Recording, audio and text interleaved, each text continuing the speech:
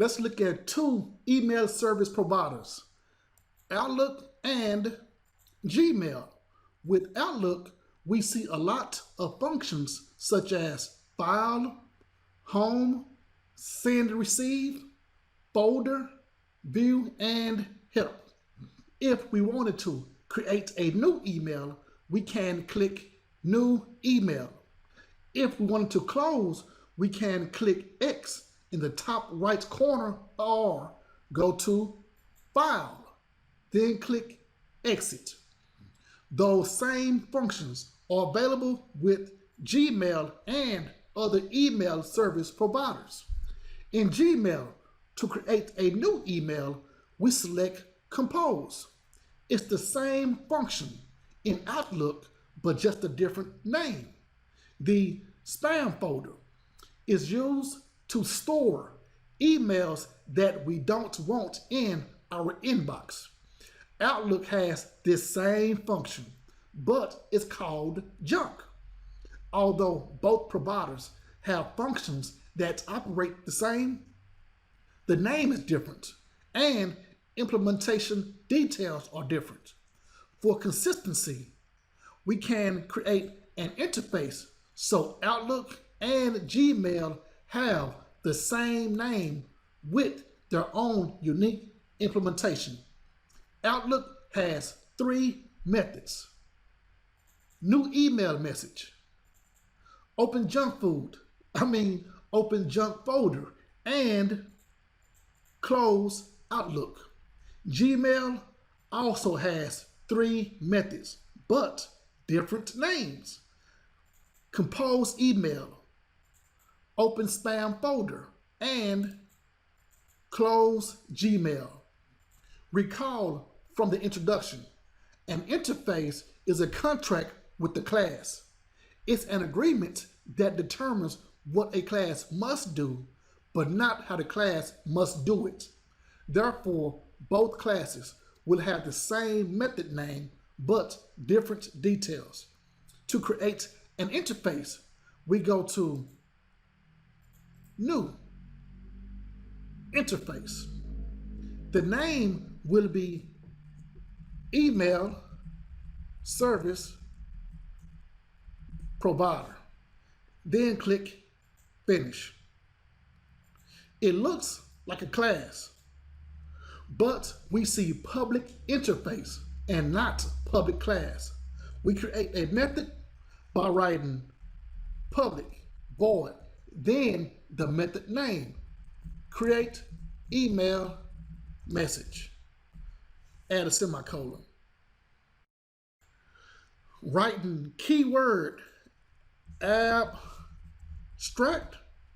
after public is optional. As a convention, we do not write abstract. It's an assumption that all methods in an interface are abstract, although we can write default methods and static methods.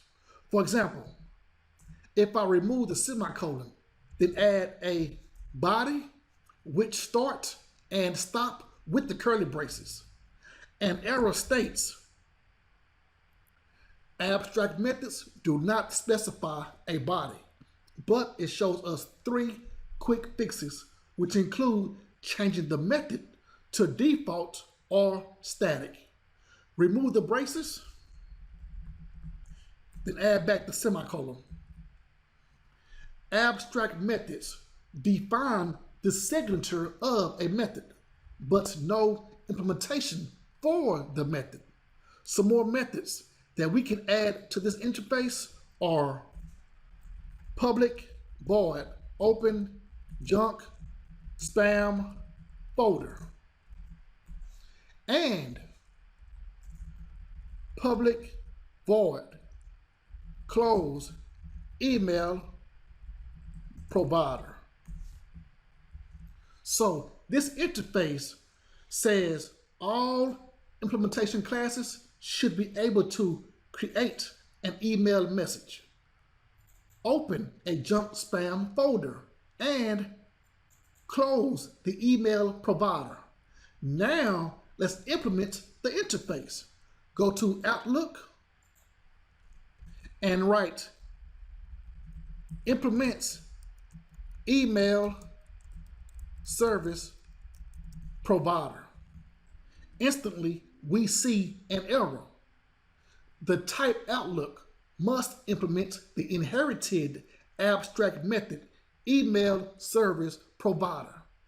Open junk spam folder. All three methods are recognized as an abstract method. The two quick fixes are add unimplemented methods and make type Outlook abstract. Let's add the unimplemented methods. We see each method from the interface email service provider with an override annotation. This is where the Outlook class can implement its unique details for each method. I'm going to copy and paste the print statements. Outlook, new email. Outlook, open junk folder. And Outlook, close email. The same for Gmail. It implements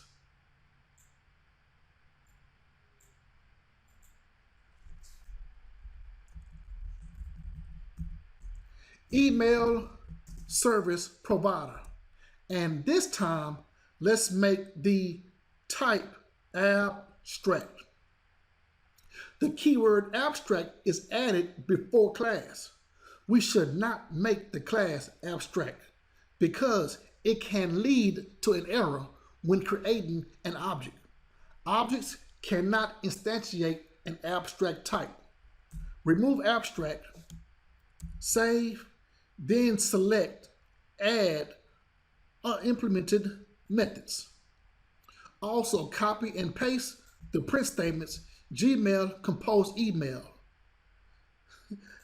That kind of rhyme, don't it? Gmail open spam folder. And Gmail close email provider. The contract agreement between the interface and each class has been fulfilled. Look what happens when the interface breaks the contract agreement by adding another abstract method. Public void save draft folder. Then click save. We see an error in the Outlook class and Gmail class. The error exists because both classes was now part of the original agreement with saveDraftFolder. To solve this error, we can do one of two things. First, we can go to each implementation class and implement the abstract method. But what if our program had more than two classes? What if I wanted to add another method later on? I prefer option 2 and extend the interface. Java allows us to extend the interface so we don't have the fear of breaking an implementation class by creating a default method. The key is to add default and include a body. There will be an error if we only add default. The error states, this method requires a body instead of a semicolon. Add a print statement for the body, sysout, save, draft. Skip a line, then save. Both errors are gone, but if we wanted to, we could override the default method. However, when it comes to a static method, it provides a protection for an interface.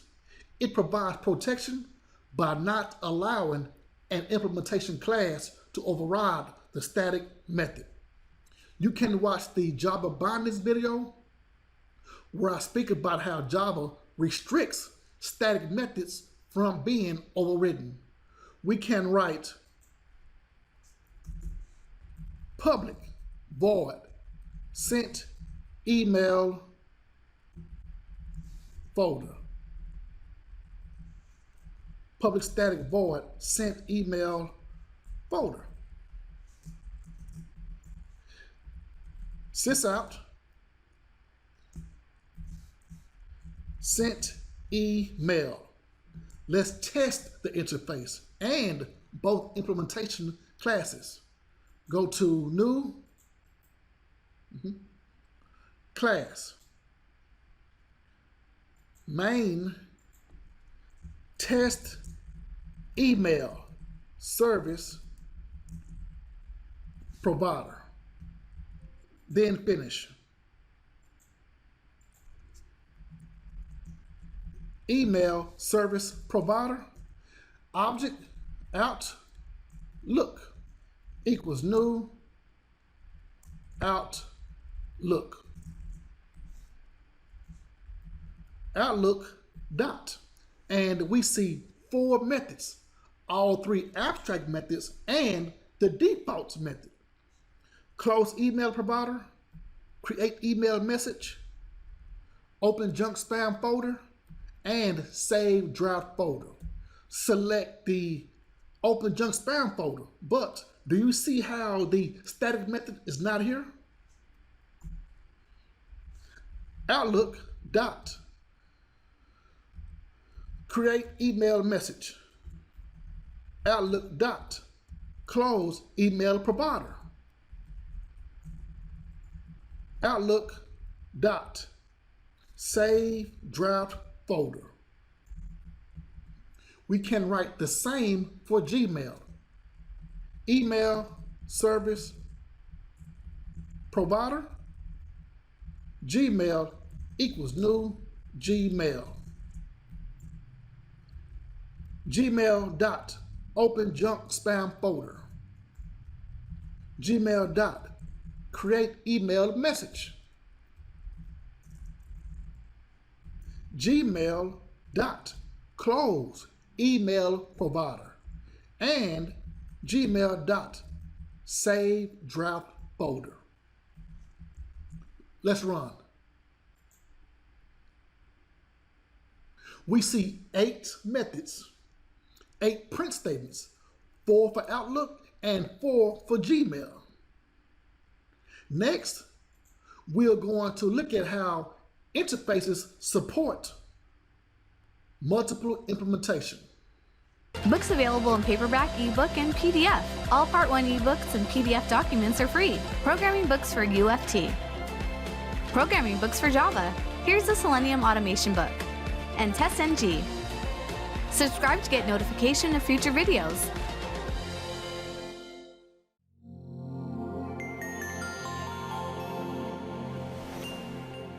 Don't forget to like, comment, and share.